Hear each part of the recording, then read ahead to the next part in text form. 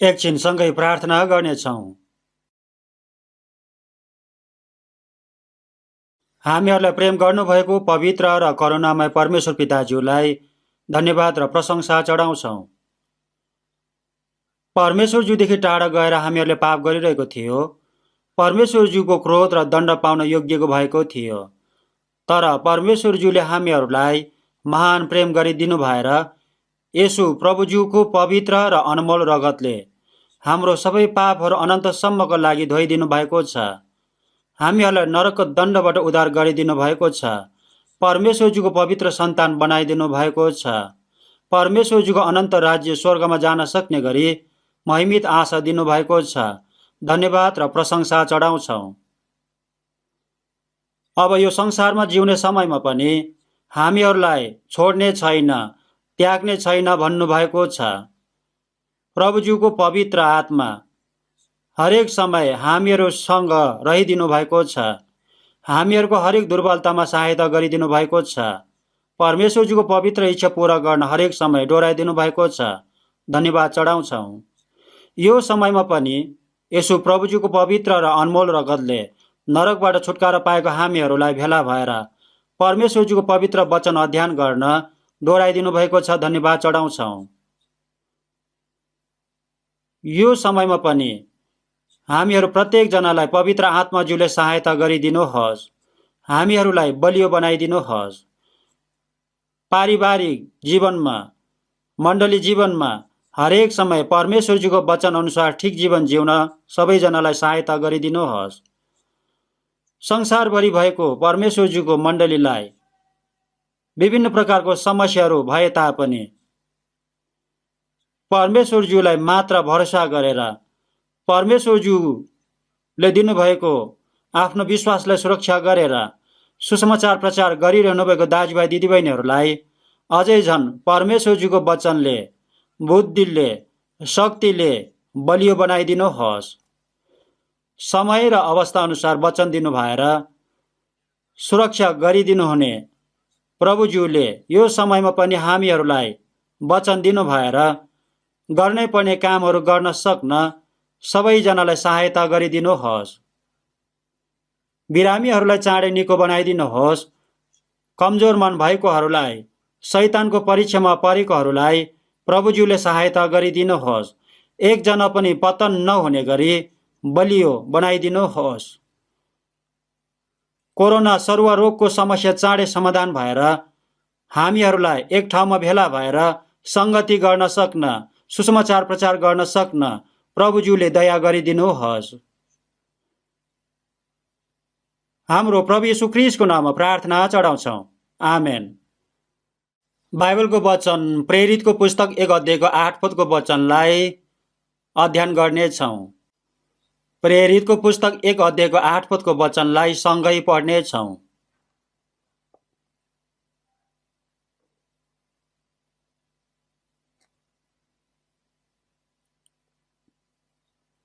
प्रेरितको पुस्तक 1 अध्यायको 8 पदको वचनलाई सँगै पढ्नेछौँ। सँगै पढौँ।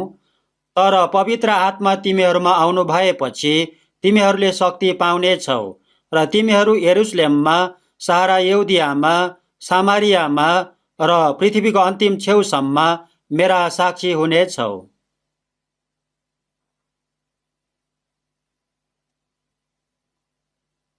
मास्क लगाएर मात्र बोल्नुपर्ने, हिँड्नु पर्ने, मास्क लगाएन भने गाली खानुपर्ने इत्यादि कुराहरूले हामीहरूलाई धेरै बाधाहरू भएको छ, धेरै समस्याहरू भएको छ। मानव इतिहासमा यस्तो विपत्ति पहिलोचोटि भएको छ। संसारभरि नै धेरै मानिसहरूले आफ्नो प्राण पनि गुमाएको छ। समस्याहरू झन धेरै भइरहेको छ। यो अति नै ध्यान दिनुपर्ने समय भएको छ। यो समस्या चाँडै नै अन्त्य भयो भने धेरै राम्रो हुने थियो। यो कुरा संसारको अन्त्यको समयको विपत्ति हो। यो विपत्तिले हामीहरूलाई धेरै बाधा भएको छ। मास्क लगाउनु पर्ने भएको छ। मान्छेहरूलाई भेट्न नपाउने भएको छ। हात घरिघरि धुनुपर्छ, विभिन्न प्रकारको विधिहरू पालना गर्नुपर्ने भएको छ। अहिले कोरोना भाइरसको लागि भ्याक्सिन विकास गरेर सुरक्षाको लागि भ्याक्सिन सुई लगाउँदैछन्।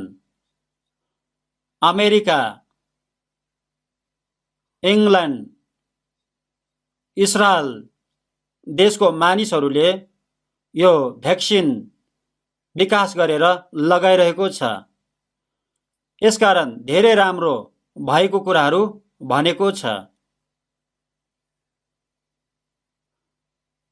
यो सबैजनाले लगाउनै पर्छ। मैले पनि विगत सोमबार भ्याक्सिन सुई लगाएको छु। ज्वरो आउँछ, जिउ दुख्न सक्छ, गल्न सक्छ भनेको थियो, कमजोर हुन सक्छ भनेको थियो, तर मलाई चाहिँ त्यस्तो केही पनि भएको छैन। मलाई यो पाखुरामा लगाइदिनु भएको थियो, दुखेको छैन। भ्याक्सिन सुई लगाएर त्यो दिन बेलुकीदेखि इन्चुन मण्डलीमा 1 हप्तासम्म प्रचार गोष्ठी पनि गरेको छु। मलाई चाहिँ भ्याक्सिन लगाएर केही पनि समस्या भएको छैन, झन राम्रो भएको छ। तपाईहरूले पनि लगाउनुहोस्। सबैजनाले दोस्रो चोटिसम्म भ्याक्सिन लगाइसकेपछि मास्क नलगाइकन पनि हिँड्न पाउँछ जस्तो छ। कोरोनाको बाधा हट्छ जस्तो छ। हामीहरूले स्वतन्त्रसँग भेला भएर सङ्गति गर्न पाउँछ, प्रचार गोष्ठी पनि धेरै गर्न पाउँछ, संयुक्त गोष्ठी पनि गर्न पाउँछ। संयुक्त गोष्ठीको लागि पनि धेरै खर्च गरेर झन ठुलो भवन बनाएको छ।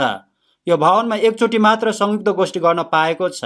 यो भवनले पनि हामीहरूको प्रतीक्षा गरिरहेको छ। विगत वर्षमा पनि हामीहरूले संयुक्त गोष्ठी गर्न पाएको थिएन। यो वर्ष पनि के हुन्छ थाहा छैन। सबै कुराहरू चाहिँ हामीहरूलाई थाहा छैन, तर हामीहरूले गर्नुपर्ने काम सबै हामीले गर्नुपर्छ।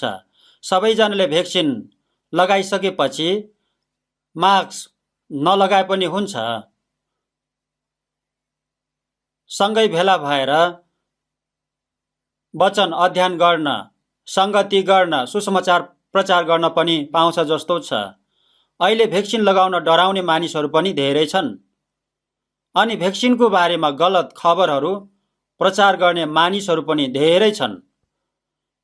यस्तो मानिसहरूले गलत काम गर्दैछन्, झुट्टा कुरा गर्दैछन्।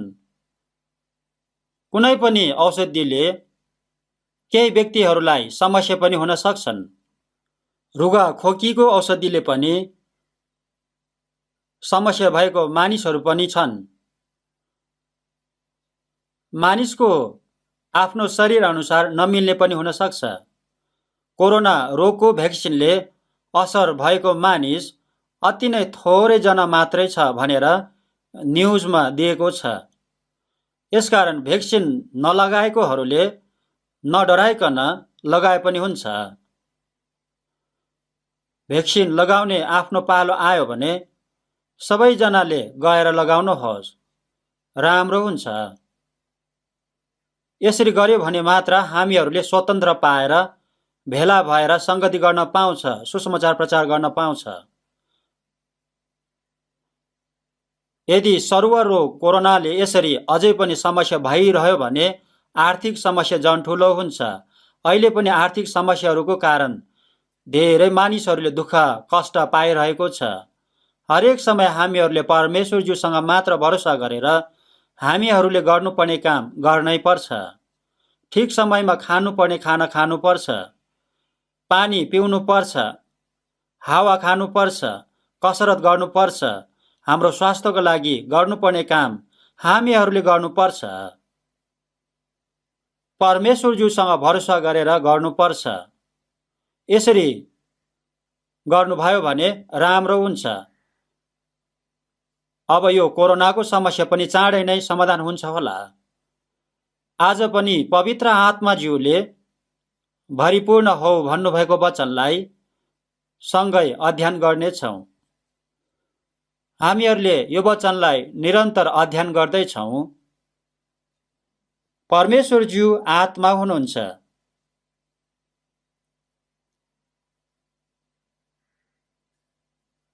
परमेश्वरज्यूको आत्मा पवित्र आत्मा हुनुहुन्छ। पवित्र आत्मा भनेको परमेश्वरज्यूको आत्मा हो।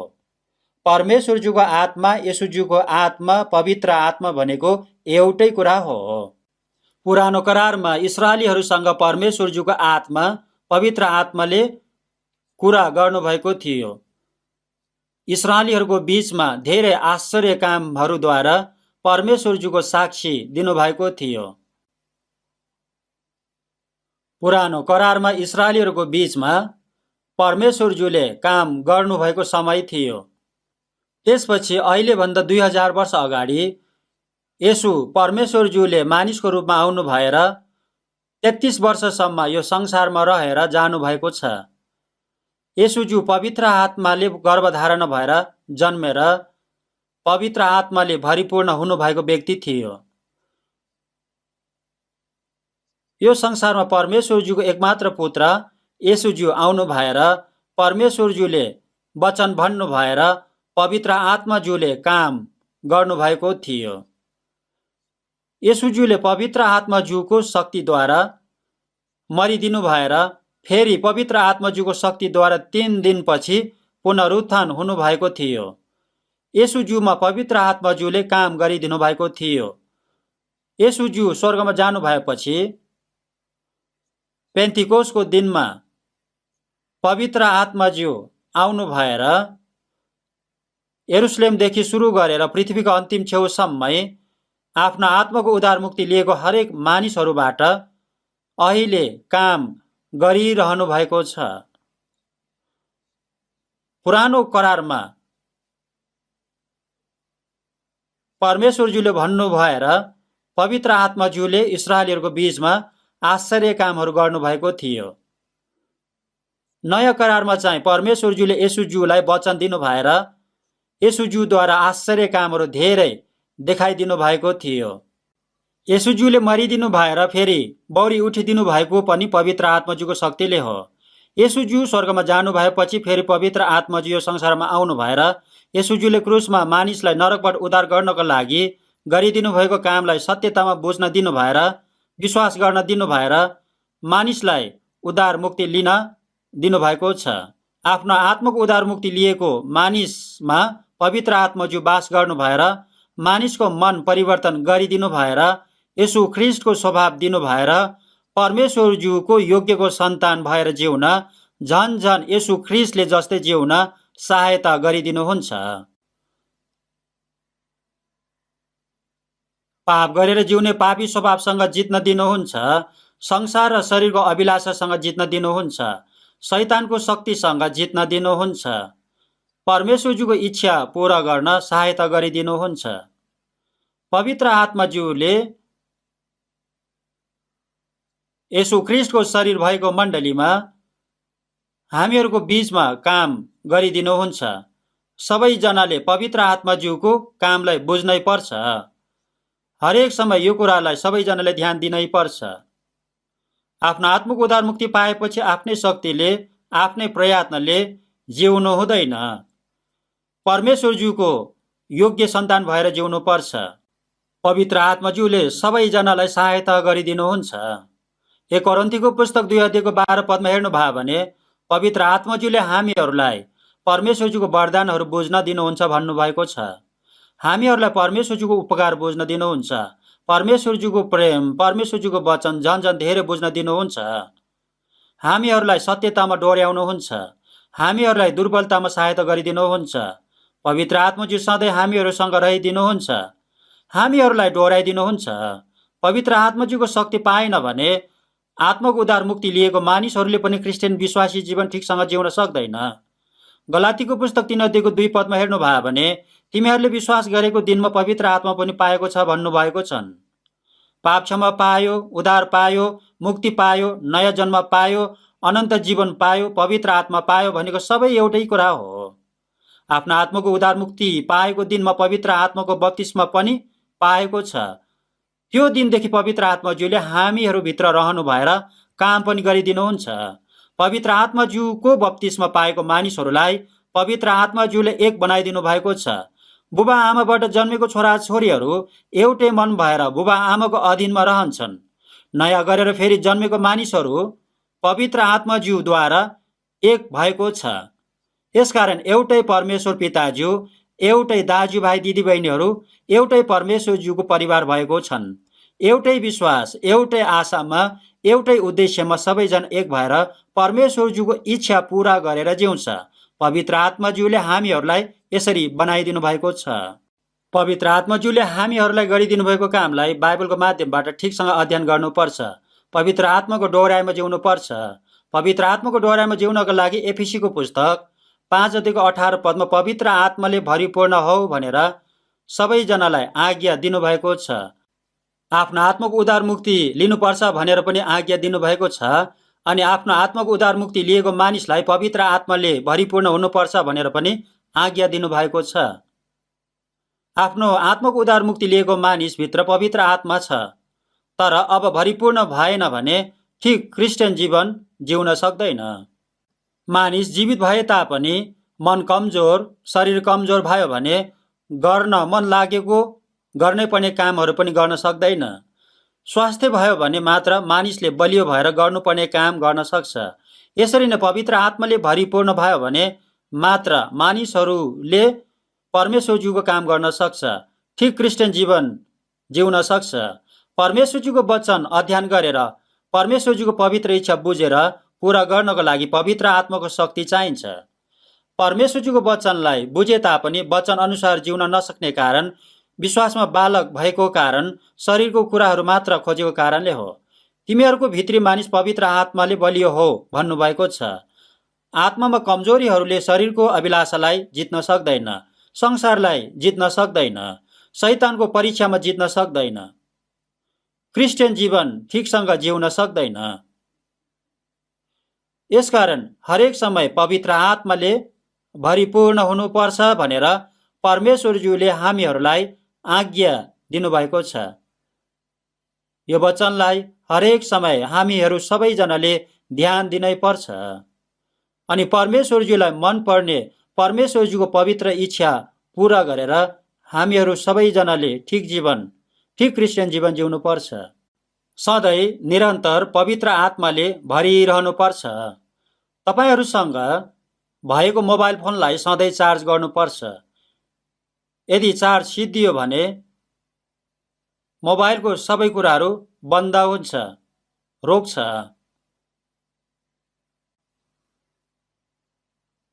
हामीहरूको शरीर स्वास्थ्य बलियो हुनको लागि ठिक समयमा ठिक खाना खानुपर्छ, कसरत पनि गर्नुपर्छ। यसरी नै अब हामीहरूले पवित्र आत्माले भरिपूर्ण हुन सिक्नुपर्छ।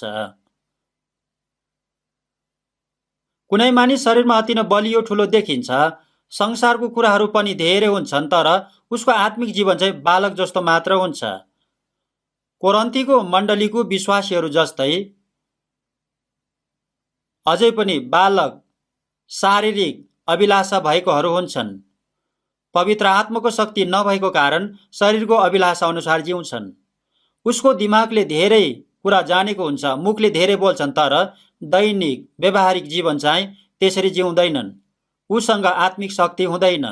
पवित्र आत्माले भरिपूर्ण नभएको कारणले यस्तो जीवन जिउँछन्। यसकारण पवित्र आत्माले निरन्तर सधैँ भरिपूर्ण लिइरहनुपर्छ। आज चाहिँ पवित्र आत्माले भरिपूर्ण हुनुपर्ने कारण प्रेरितको पुस्तक 1:8 वचनलाई सँगै अध्ययन गर्नेछौँ। येशूजीले स्वर्गारोहण हुनुभन्दा अगाडि चेलाहरूलाई तिमीहरूले यरुशलेमलाई छोडेर कतै नजाऊ, तर पिताज्यूले गर्नुभएको प्रतिज्ञालाई प्रतीक्षा गर भन्नुभएको थियो। येशूज्यू स्वर्गारोहण हुनुभएको 10 दिनपछि पेन्तिकोसको दिनमा पवित्र आत्माज्यू आउनु हुने गरी पुरानो करारमा प्रतिज्ञा गरिदिनु भएको थियो। पवित्र आत्मा आएपछि तिमीहरूले शक्ति पाउनेछौ भन्नुभएको छ। यो शक्ति परमेश्वरज्यूको शक्ति हो। पुरानो करारमा इस्राएलीहरूको बीचमा परमेश्वरज्यूको शक्तिले आश्चर्य काम गर्नुभएको थियो।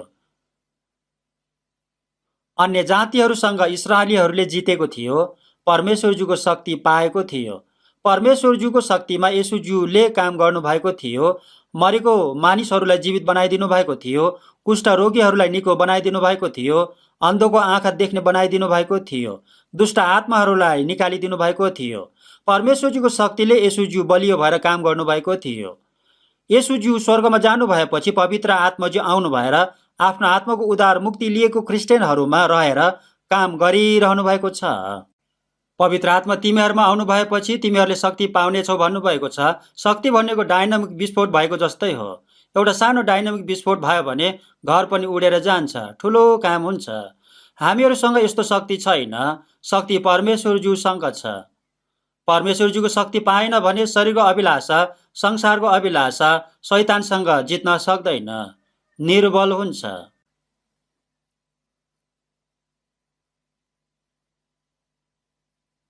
पवित्र आत्मा तिमीहरूमा आउनु भएपछि तिमीहरूले शक्ति पाउनेछौ।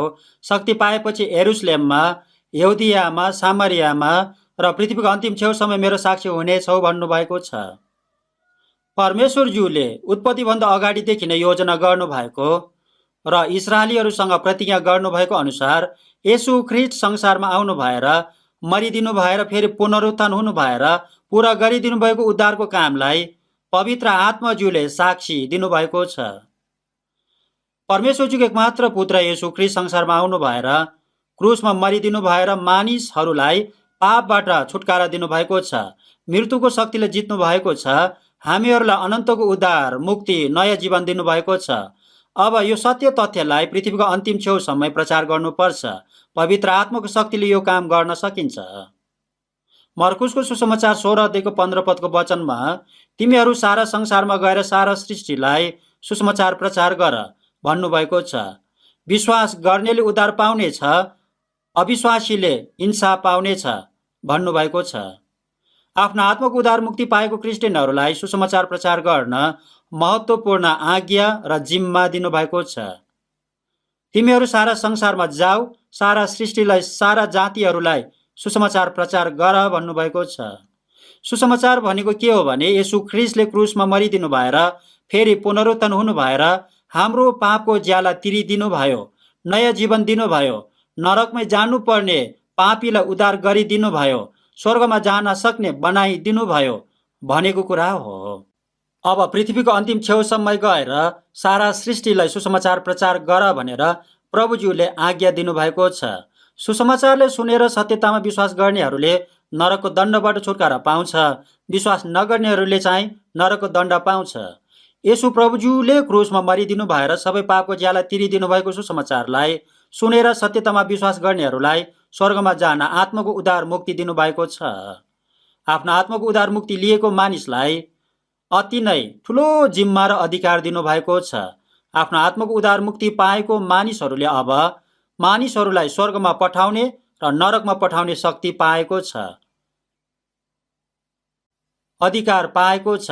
हामीहरू पनि नरकमै जानुपर्ने मानिसहरू थियो, तर आत्माको उद्धार मुक्ति पाएको प्रचारक ज्यूहरूले हामीहरूलाई पनि सुसमाचार प्रचार गरिदिनु भएको कारण हामीहरूले पनि परमेश्वरज्यूको अनुग्रह, उपकार बुझेर सत्यतामा विश्वास गरेर नरकको दण्डबाट उद्धार, मुक्ति, छुटकारा पाएको छ।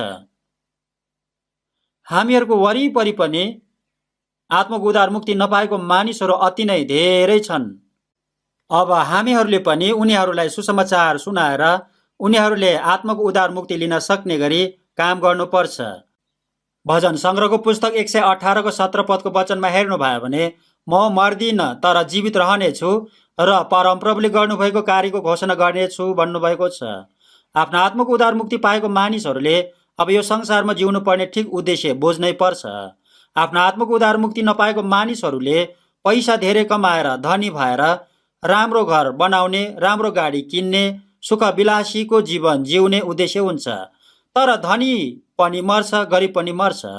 शरीरको कुरा, संसारको कुरा भनेको क्षणिक समयको लागि मात्र हो। आफ्नो आत्माको उद्धार मुक्ति पाएको क्रिस्चियनहरूले यस्तो क्षणिक कुराहरूको आशामा, उद्देश्यमा जिउन सक्दैन। हामीहरूलाई स्वर्गीय पवित्र विश्वास दिनुभएको छ, स्वर्गीय महिमित आशा, अनन्तको जीवित आशा दिनुभएको छ, जीवनको नयाँ उद्देश्य दिनुभएको छ।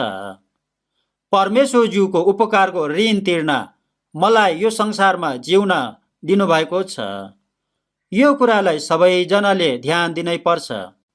हामी आफ्नै निम्ति जिउँदैन, आफ्नै निम्ति मर्दैनौँ। हामी मरे पनि प्रभुज्यूकै लागि मर्छौँ, जिए पनि प्रभुज्यूकै लागि जिउँछौँ। हामी प्रभुज्यूकै हौँ भन्नुभएको छ। प्रभुज्यूकै लागि जिउनु पर्ने मुख्य कारण मानिसहरूलाई नरकबाट उद्धार गर्न, सुसमाचार प्रचार गर्न जिउनु पर्छ। यो संसारमा येशू ख्रीष्टले क्रुसमा मरिदिनु भएर पूरा गरिदिनु भएको सुसमाचार अब हामीहरूले प्रचार गर्नुपर्छ। यो सुसमाचार प्रचार गर्ने उद्देश्यले हामीहरू यो संसारमा जिउनु पर्छ। सुसमाचार प्रचार गर्नुपर्ने कामलाई एकछिन पनि भुल्नु हुँदैन। सुसमाचार प्रचार हाम्रो आफ्नै शिक्षा, प्रयास, शक्तिले हुँदैन, पवित्र आत्माज्यूको शक्तिले मात्र हुन्छ। पवित्र आत्माज्यू पाएपछि परमेश्वरज्यूको शक्ति पाएर हामीहरूले पृथ्वीको अन्तिम छेउसम्मै साक्षी हुन सक्छौँ। अब आफ्नो आत्माको उद्धार मुक्ति पाएको मानिसहरूले पवित्र आत्माले भरिपूर्ण भएर जिउनु पर्छ। वसन्त ऋतु भएपछि तातो हावापानीले मरेको जस्तो बोट बिरुवाहरूले पनि शक्ति पाएर पालुवा पलाउँछ, बलियो भएर, हरियो भएर, फुल फुलेर फल पनि फलाउन सक्छन्। यो सबै कुराहरू परमेश्वरज्यूको शक्तिले भएको हो। पवित्र आत्माको शक्तिले नरकमा जानुपर्ने पापी मानिसभित्र परमेश्वरज्यूको जीवन हालिदिनु भएको छ, परमेश्वरज्यूको सन्तान बनाइदिनु भएको छ। यस्तो काम मानिसको शक्तिले हुन सक्दैन, पवित्र आत्माज्यूको शक्तिले मात्र हुन्छ। अब यो काम हामीहरूलाई गर्न दिनुभएको छ, हामीहरूले यो काम गर्नुपर्छ। दिमाग राम्रो मान्छे, कुरा धेरै गर्न जान्ने मान्छे, प्रख्यात मान्छे, त्यस्तो मान्छे होइन, आत्माको उद्धार मुक्ति पाएको मान्छे हामीहरू अब पवित्र आत्माले भरिपूर्ण हुनुपर्छ। पवित्र आत्माले भरिपूर्ण हो भनेको कुरा के हो भने उहाँले पवित्र आत्मा दिनुभएको छ, अब लिएर भरिपूर्ण हुनुपर्छ भनेको हो। आत्माको उद्धार मुक्ति उहाँले दिनुभएको छ, यसकारण अब मानिसहरूले लिनुपर्छ। सित्तैमा दिनुभएको छ। पवित्र आत्माले भरिपूर्ण हो भनेर आत्माको उद्धार मुक्ति लिएको सबै क्रिस्चियनहरूलाई भन्नुभएको छ। पवित्र आत्माले भरिपूर्ण भएन भने क्रिस्चियन जीवन ठिकसँग जिउन सक्दैन, परमेश्वरज्यूको योग्य सन्तान भएर जिउन सक्दैन, सुसमाचार प्रचार गरेर जिउन सक्दैन। आफ्नो क्रिस्चियन जीवन सुरक्षा गर्नको लागि पनि गाह्रो हुन्छ। उसले अर्को मानिसहरूलाई सुसमाचार प्रचार गर्न सक्दैन। यसकारण आत्माको उद्धार मुक्ति पाएको क्रिस्चियन कमजोर हुनु हुँदैन। यसकारणले यूहन्नाको सुसमाचार 20 अध्यायको 19 देखि 23 पदसम्म हेर्नुभयो भने पुनरुत्थान हुनुभएको येशूज्यूले चेलाहरूसँग जानु भएर हातमा र कोखामा किलाको डोप देखाउनु भएर मर्नुभएको येशूज्यू पुनरुत्थान हुनुभएको प्रमाण दिनुभएको छ। 3.5 वर्षसम्म येशूज्यूलाई पछ्याएर येशूज्यूले गर्नुभएको आश्चर्य कामहरू चेलाहरूले धेरै देखेको थियो। येशूज्यूले चेलाहरूलाई धेरैचोटि म मर्नुपर्छ अनि फेरि 3 दिनपछि पुनरुत्थान हुन्छु भन्नुभएको थियो, तर चेलाहरूले यो कुरा सुने तापनि बुझेको थिएन, यसकारण विश्वास गर्न सकेको थिएन। येशूज्यूले रोमी उपनिवेशलाई हटाएर इस्रायलमा राजा भइदिए हुन्थ्यो भन्ने कुरा चेलाहरूको विचार थियो। तर परमेश्वरज्यूको योजना चाहिँ सबैभन्दा पहिला चाहिँ इस्रायलीहरू र सारा संसारको मानिसहरू शैतानको बन्धनमा परेर पाप र अपराधमा आत्मा मरेर नरकमा जानुपर्ने सबै मानिसहरूलाई पाप क्षमा गरिदिनु भएर नरकबाट उद्धार गरिदिनु भएर परमेश्वरज्यूको सन्तान बनाएर अनन्तको स्वर्गमा लान तयार गरिदिने योजना पहिला थियो। परमेश्वरज्यूको योजना यो थियो, स्वर्गको सुसमाचार सारा संसारमा प्रचार भएपछि इस्रायलीहरूले येशू ख्रीष्टलाई इन्कार गरेको पापको कारण सारा संसारभरि छरपष्ट भएर परमेश्वरज्यूको वचन पालना नगरेको कारण नष्ट भएको इस्रायलीहरूलाई फेरि पुनर्स्थापना गरिदिने योजना थियो। इस्रायलीहरूले परमेश्वरज्यूको वचन पालना नगरेको कारण उनीहरू नष्ट भएको थियो, तर परमेश्वरज्यू चाहिँ मरेको छैन, जीवित हुनुहुन्छ भनेर देखाइदिनको लागि इस्रायलीहरूलाई संसारको अन्त्यको समयमा 1948 मे 14 तारिकको दिन पुनर्स्थापना गरिदिनु भएको छ। इस्रायल देश नष्ट भएको 2600 वर्षपछि इस्रायलीहरू देश निकाला भएको 900 वर्षपछि 1948 मे 14 तारिक अचानक फेरि पुनर्स्थापना भएको छ। यो सबै काम परमेश्वरज्यूको शक्तिले भएको हो।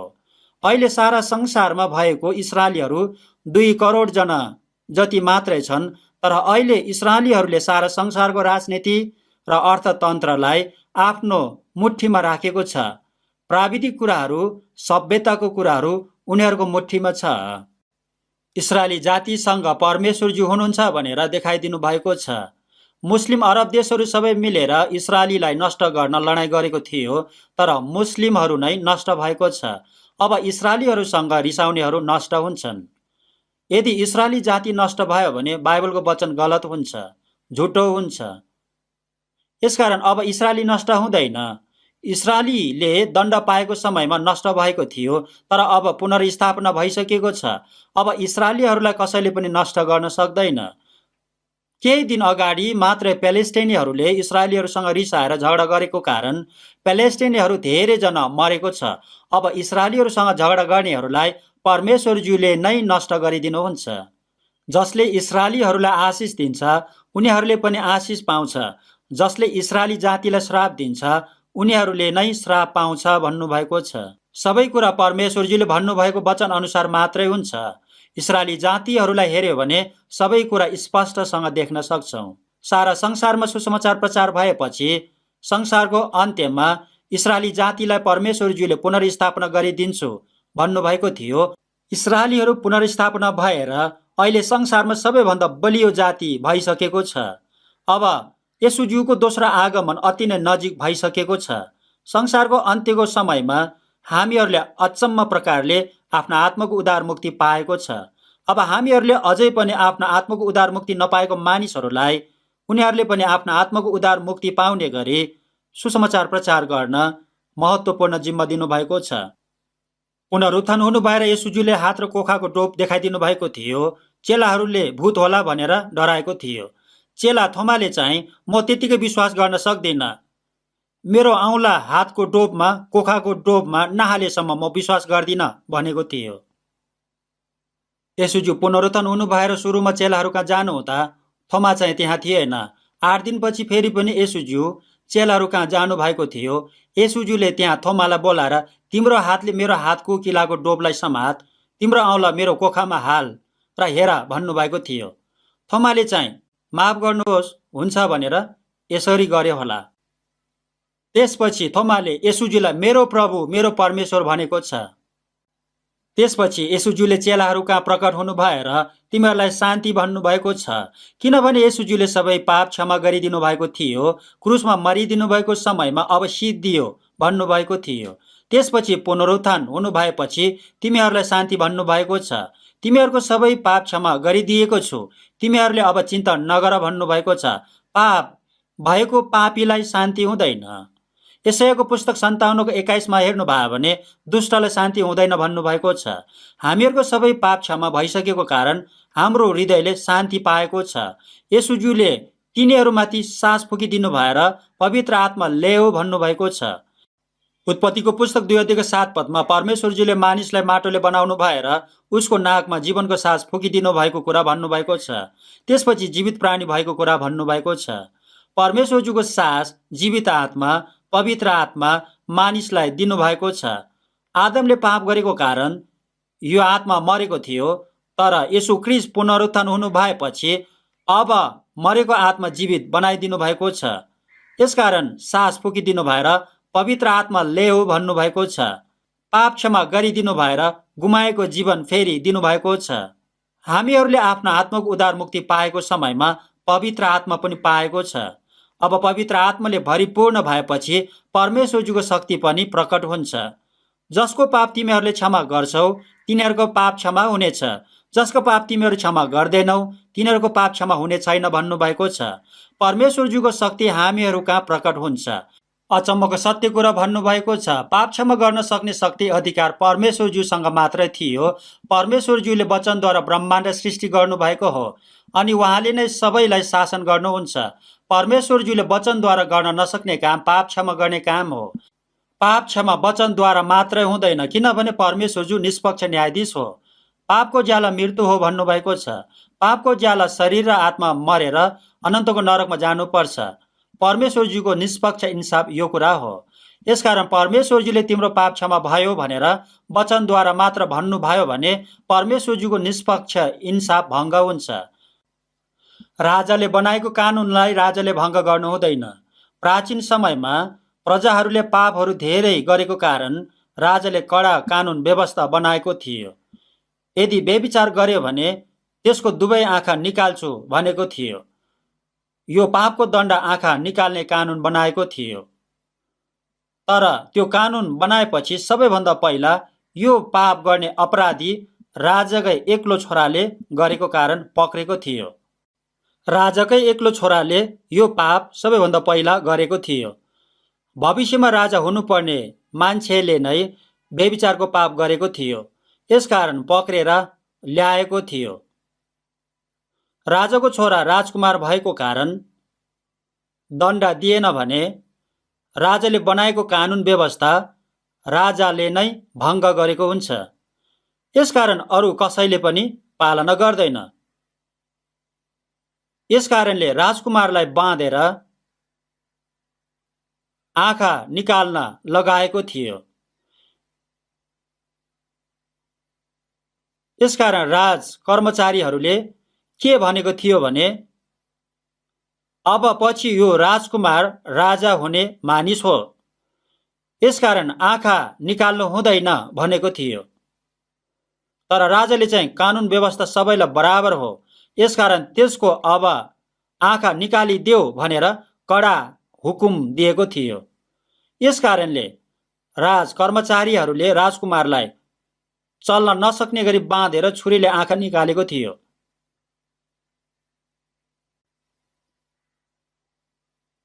अब अर्कोपट्टिको आँखा पनि निकालिदेऊ भनेर हुकुम गरेको थियो। यसकारण अर्को आँखा निकाल्न खोजेको समयमा एकछिन भनेर राजाले रोकेर अर्को आँखा चाहिँ अब मेरो निकाल भनेको थियो। तर राजाको आँखा निकाल्ने काम कसैले पनि गरेन। यसकारण राजा आफैले छुरीले आफ्नो एउटा आँखा निकालिदिएको थियो।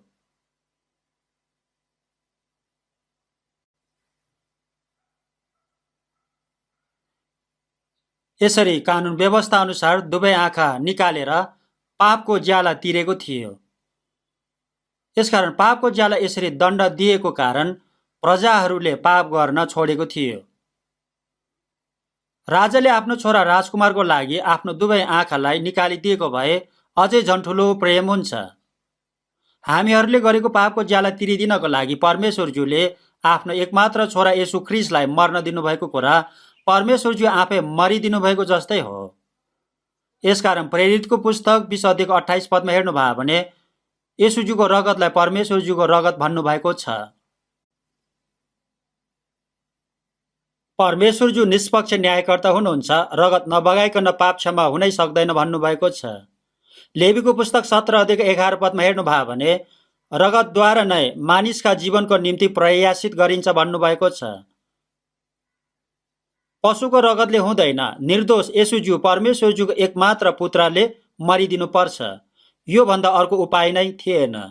पाप नभएको परमेश्वरज्यूको एकमात्र पुत्र येशूज्यूले आफ्नो रगत बगाएर मरिदिनु भएर हाम्रो पाप अनन्तसम्मको लागि हरण गरिदिनु भएको काम, सारा ब्रह्माण्ड सृष्टि गर्नु भएर शासन गर्नु भएको काम भन्दा पनि झन् अति नै ठुलो महत्त्वपूर्ण महान काम हो।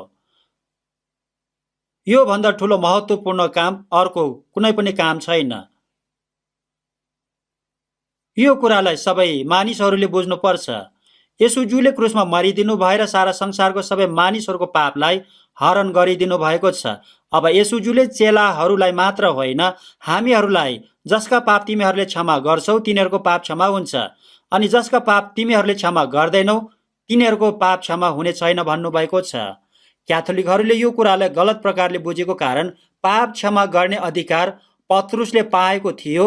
पत्रुस मरेपछि चाहिँ रोमी पोपले पाएको छ। पोप एक्लैले नसकेको कारण सहायक फादरहरूलाई पनि जिम्मा दिएको छ भन्छन्। येशूज्यूले त्यस्तो कुरा गर्नुभएको थिएन। येशूज्यूले आत्मको उद्धार मुक्ति लिएको सबै क्रिस्चियनहरूलाई भन्नुभएको कुरा हो। जसको पाप तिमीहरूले क्षमा गर्छौ तिनीहरूको पाप क्षमा हुन्छ भन्नुभएको छ। त्यसकारणले क्याथोलिकहरूले के गर्छ भने फादरले तिम्रो पाप क्षमा भयो भन्यो भने क्षमा भयो भन्छ, अनि तिम्रो पाप क्षमा भएको छैन भन्यो भने पाप क्षमा भएको छैन भन्छन्, तर यो कुरा गलत हो। मानिसहरूको नरकमा जानुपर्ने पाप क्षमा हुने माध्यम येशूज्यूको रगतले मात्रै हो। यसकारण येशूज्यूले क्रुसमा गरिदिनु भएको कामलाई बुझ्ने गरी प्रचार गरिदियो भने उसले सत्यतामा विश्वास गरेर आफ्नो आत्माको उद्धार मुक्ति पाउँछ। विश्वास गरेन भने ऊ नरकमा जानुपर्छ भनेर येशूज्यूले भन्नुभएको थियो। सुसमाचार प्रचार गर्ने काम सबैभन्दा महत्त्वपूर्ण काम हो। यसकारणले पवित्र आत्माले भरिपूर्ण हुनुपर्छ। हामीहरूलाई पाप क्षमा गर्ने अधिकार दिनुभएको छ। नरकमा जानुपर्ने मानिसहरूलाई स्वर्गमा जान सक्ने बनाउने अधिकार र शक्ति दिनुभएको छ। यस्तो महत्त्वपूर्ण विशेष अधिकार हामीहरूलाई दिनुभएको छ। यो संसारमा सबैभन्दा महत्त्वपूर्ण काम सुसमाचार प्रचार गर्ने काम आज्ञा हामीहरूलाई दिनुभएको छ। आत्माको उद्धार मुक्ति पाएको क्रिस्चियनहरूले यो जिम्मा पाएको छ। यो संसारमा जिउनु पर्ने कारण यो कामको लागि हो। यो काम विशेष काम हो। यो भन्दा ठुलो काम अर्को छैन। यस्तो काम पनि गर्न नचाहने क्रिस्चियनहरू पनि छन्। मण्डली भवनमा जाने आउने मात्रै गर्नेहरू, भजन गाउने, प्रवचन सुन्ने, अलिकति भेटी पनि हाल्ने मात्रै गर्नेहरू पनि छन्। मूर्ति पूजा गर्नेहरूले जस्तो काम गर्नेहरू पनि छन्। यस्तो कुरा ठिक होइन। मण्डली भवनमा जानुपर्छ, प्रार्थना गर्नुपर्छ, भजन गाउनुपर्छ, भेटी हाल्नुपर्छ, प्रवचन सुन्नुपर्छ। अझै झन् महत्त्वपूर्ण काम सुसमाचार प्रचार गर्नै पर्छ। यो कामलाई सबैजनाले ध्यान दिएर बुझ्नै पर्छ। पृथ्वीको अन्तिम छेउसम्म सुसमाचार प्रचार गर्न मिसनेरीज्यूहरू पठाउनुपर्छ। मिसनेरीज्यूहरू पठाउन पैसा धेरै चाहिन्छ। पैसाको मात्र विचार गर्यो भने मिसनेरीज्यूहरूलाई सुसमाचार प्रचार गर्न पनि पठाउन सक्दैन। अहिले हामीहरूले 77 वटा देशहरूमा मिसनेरीज्यूहरू पठाएर सुसमाचार प्रचार गर्दैछौँ। मिसनेरीज्यूहरू गएको ठाउँमा पैसा पनि पठाउनु पर्छ। प्रायजसो देशहरू कोरियाभन्दा गरिब देशहरू छन्। यसकारण हामीहरूले आर्थिक कुराहरू पनि सहायता गरिदिनु पर्छ। सुसमाचार प्रचार गर्ने कामको लागि प्रार्थना गर्नुपर्छ, भेटी दिनुपर्छ। सबै काम सुसमाचारको लागि गर्नुपर्छ। सुसमाचार प्रचार गर्ने कामको लागि मिसनेरीज्यूहरूले आफ्नो जीवन अर्पण गर्नुभएको छ। हाम्रो सबै मन, हाम्रो सबै धन सम्पत्ति सुसमाचारको लागि दिनुपर्छ। रोमीको पुस्तक 10 अध्यायको 14-15 पदमा हेर्नुभयो भने प्रचार बिना तिनीहरूले कसरी सुन्ने, नपठाइकन कसरी प्रचार गर्ने, सुनेकै छैन कसरी विश्वास गर्ने भन्नुभएको छ। नरकको दण्डबाट उद्धार मुक्ति पाउने सुसमाचार भए तापनि यदि प्रचार गर्ने मान्छे भएन भने मानिसहरूले यो उद्धार मुक्ति पाउन सक्दैन। मैले पनि मण्डलीमा गएको 10 वर्ष भएको थियो। राम्रोसँग विश्वास गरेको मान्छे जस्तो आफूलाई लागेको थियो। 4 वर्षसम्म बाइबल विश्वविद्यालयमा पढेको थियो। 2 वर्षसम्म पुलपिटमा खडा भएर प्रवचन दिएको थियो। मेरो टाउकोले धेरै कुराहरू बुझेको थियो, तर मलाई सबैभन्दा आवश्यक भएको महत्त्वपूर्ण कुरा कसैले पनि सिकाएको थिएन। मण्डलीमा गएको 10 वर्ष भइसकेको थियो। 1962 साल 10 महिना 30 तारिक बेलुकी 8 बजेको समयतिर येशूज्यूले क्रुसमा बगाइदिनु भएको पवित्र र अनमोल रगतले एकैचोटि मेरो सबै पापहरू अनन्तसम्मको लागि क्षमा गरिदिइसक्नु भएको सत्य तथ्य कुरा सत्यतामा विश्वास गर्न पाएको छु। पाप क्षमा अनन्तसम्मको लागि एकैचोटि भएन भने आत्माको उद्धार मुक्ति हुँदैन। मैले यो कुरा सुनेर सत्यतामा विश्वास गर्नुभन्दा अगाडि चाहिँ विगत समयको पापहरू मात्रै क्षमा भएको छ, अबको बाँकी पापहरू आँसु बगाएर प्रार्थना गर्यो भने, पश्चाताप गर्यो भने मात्र क्षमा हुन्छ भन्ने छ्यासमिसे कुराहरू सुनेर विश्वास गरेको थियो। धेरै परिश्रम गरेर मण्डली गएको मानिस, राम्रोसँग विश्वास गरेको मानिस जस्तो लागेको थियो। परमेश्वरज्यूको अनुग्रह र आफ्नो धार्मिकता सबै छ्यासमिस भएको थियो। यसकारणले मैले आत्माको उद्धार मुक्ति स्पष्ट गरी बुझ्न सकेको थिएन। तर त्यो दिन बेलुकी 8 बजेतिर सबै पाप क्षमा एकैचोटि अनन्तसम्मको लागि भइसकेको कुरा वचनद्वारा स्पष्ट गरी बुझ्न पाएको छु। येशू ख्रीष्टको पवित्र र अनमोल रगतले एकैचोटि पाप क्षमा अनन्तसम्मको लागि भइसकेको निश्चित पाएको छु। मेरो हृदयदेखि नै नरकको दण्डबाट उद्धार मुक्ति पाउने चाहना थियो। यसकारण वचन प्रचार गर्ने मानिस पनि परमेश्वरजीले पठाइदिनु भएको थियो। प्रचार गरेको वचन सुन्न दिनु भएर सत्यतामा बुझेर विश्वास गर्न दिनुभएको छ। नपठाइकन कसरी प्रचार गर्ने भन्नुभएको छ। परमेश्वरज्यूले येशूज्यूलाई क्रुसमा मरिदिएर मानिसको सबै पाप क्षमा गरिदिनको लागि पठाइदिनु भएको थियो। आफ्नो आत्माको उद्धार मुक्ति पाएको हामीहरूलाई पनि अब यो सत्य तथ्य सुसमाचारलाई प्रचार गर्न पठाउनु भएको छ। हामीहरूलाई अति नै महत्त्वपूर्ण जिम्मा दिनुभएको छ। यो कुरालाई एकछिन पनि भुल्नु हुँदैन। म र मेरो केही परिवारले मात्रै उद्धार मुक्तिको निश्चित भएर स्वर्ग जाने विचार गर्नु हुँदैन। हाम्रो वरिपरि आफ्नो आत्माको उद्धार मुक्ति नपाएको मानिसहरू अति नै धेरै छन्। रोगले, कोरोनाले, दुर्घटनाले पनि धेरै मानिसहरू मरिसकेको छ। नरकमा खसिसकेको मानिसहरू पनि अति नै धेरै छन्।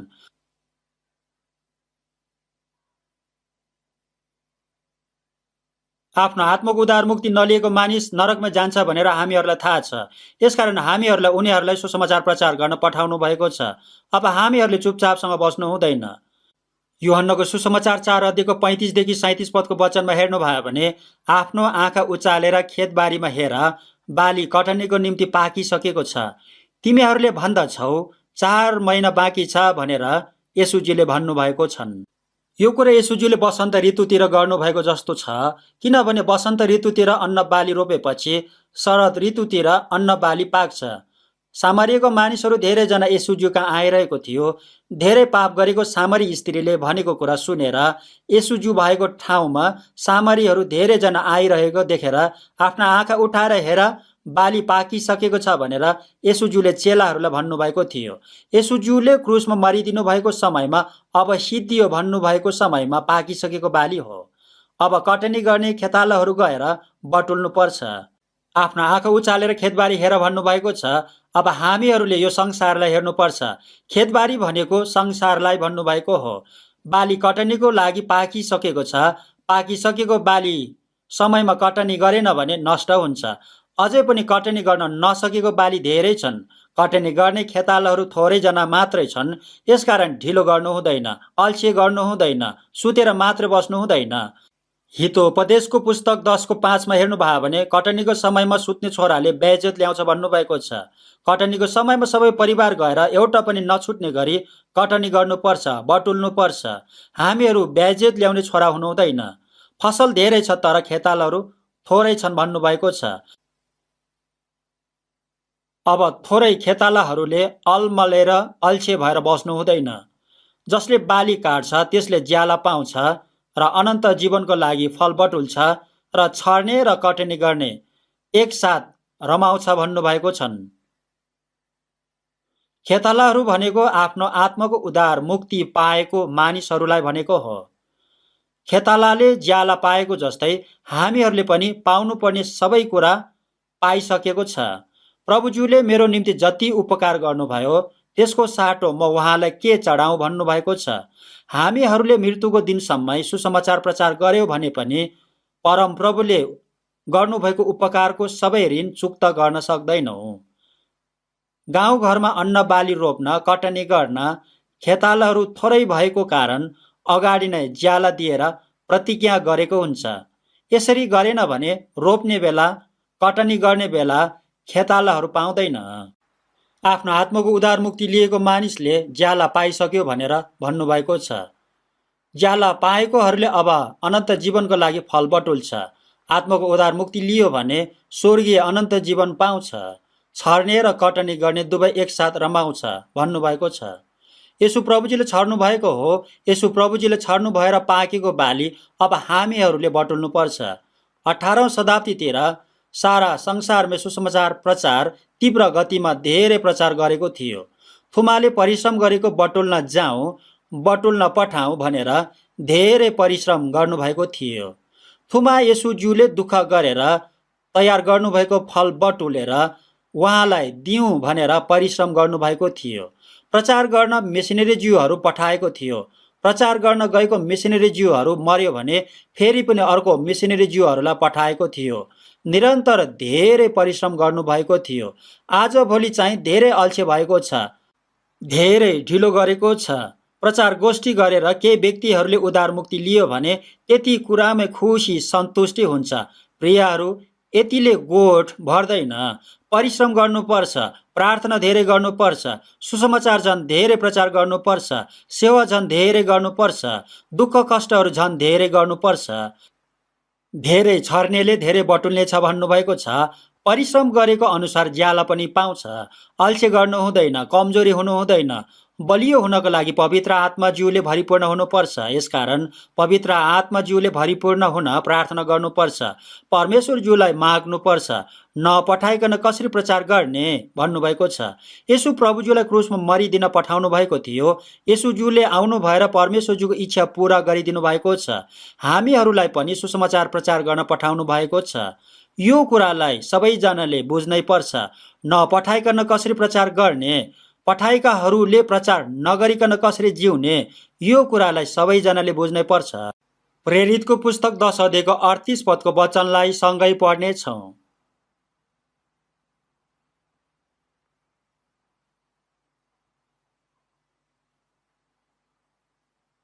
प्रेरित 10 को 38 सँगै पढ्नेछौँ। सँगै पढौँ। कि परमेश्वरले नासरतका येशूलाई पवित्र आत्मा र शक्तिले अभिषेक गर्नुभयो। उहाँ सुकर्म गर्दै र दियाबलसबाट पेलिएकाहरूलाई निको पार्दै हिँड्नुभयो, किनकि परमेश्वर उहाँको साथमा हुनुहुन्थ्यो। परमेश्वरज्यूले नासरतका येशूलाई पवित्र आत्मा र शक्तिले अभिषेक गर्नुभयो भन्नुभएको छ। परमेश्वरज्यूले येशूज्यूलाई पवित्र आत्मा र शक्ति दिनुभएको थियो। येशूज्यू पवित्र आत्माले जन्मनु भएको थियो, पवित्र आत्मामा बढ्नु भएको थियो, पवित्र आत्माले भरिपूर्ण भएर सुसमाचार प्रचार गर्नुभएको थियो। सबै कामहरू पवित्र आत्माको शक्तिले गर्नुभएको थियो। येशूज्यूले सुकर्म असल काम गर्दै हिँड्नु भएको थियो। कुष्ठ रोगीलाई निको पारिदिनु भएको थियो। मरेको मान्छेलाई जीवित पारिदिनु भएको थियो। अन्धोको आँखा देख्ने बनाइदिनु भएको थियो। भूतआत्मा लागेकोहरूलाई भूतआत्मा निकालिदिनु भएको थियो। सबैभन्दा असल काम सुकर्म नरकमा जाने मानिसहरू बचाइदिने काम हो। शैतानबाट पेलिएकोहरूलाई येशूजीले निको बनाइदिनु भएको थियो। शैतानले बन्धनमा पारेर नरकमा लगिरहेकोहरूलाई परमेश्वरज्यूको शक्तिले नरकबाट उद्धार गरिदिनु भएको छ।